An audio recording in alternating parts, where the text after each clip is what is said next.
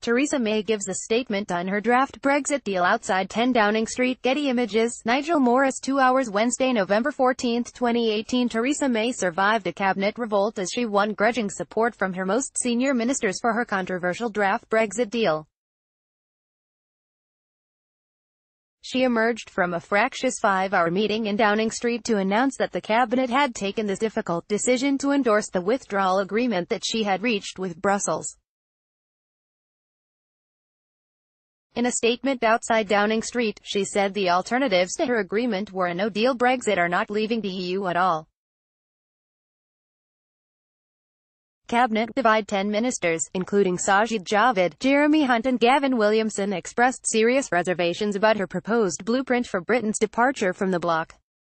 The most forthright criticism came from Esther McVey, the Work and Pensions Secretary, who called for a formal vote on the plans. Work and Pensions Secretary Esther McVey arrives at 10 Downing Street. Getty Images. Brexit deal explained, what the draft means for immigration, economy, security and more. What EU Chief Negotiator Michel Barnier says about the agreement. How Ireland and Northern Ireland reacted. Theresa May's speech in full. Mrs May's critics complained that the proposals still give European judges influence over the UK after Brexit and that the transition period could be extended indefinitely. She made no effort to disguise the divisions around the table as she said the cabinet had taken a collective decision, following an impassioned debate to back her plans.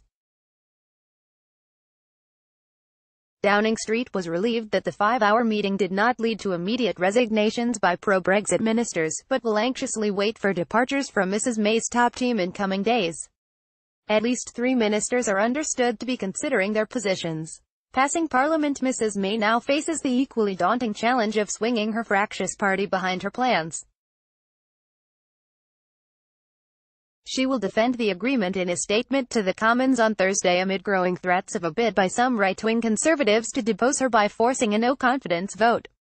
Jacob Rees-Mogg, chairman of the pro-Brexit European Research Group, wrote to Tory MPs urging them to reject the plans. Jacob Rees-Mogg favours a so-called Canada Brexit PA wire. He said, the proposed agreement will see the UK hand over £39 billion to the EU for little or nothing in return. The deal is unacceptable to unionists, will lock us into an EU customs union and EU laws, and is profoundly undemocratic, he argued. Mrs May also has the difficult task of winning over the 10 DUP MPs on whose support she relies to keep her in office. She met Arlene Foster, the party's leader, last night in an effort to swing the DUP behind the agreement. Reassuring words. The Prime Minister insisted her agreement was the best that could be negotiated, and argued that the only alternatives to it were a no-deal departure from the EU or Brexit not taking place. Straight after the marathon meeting, the Chancellor Philip Hammond, and Greg Clark, the Business Secretary, briefed up to 200 industry executives in a conference call.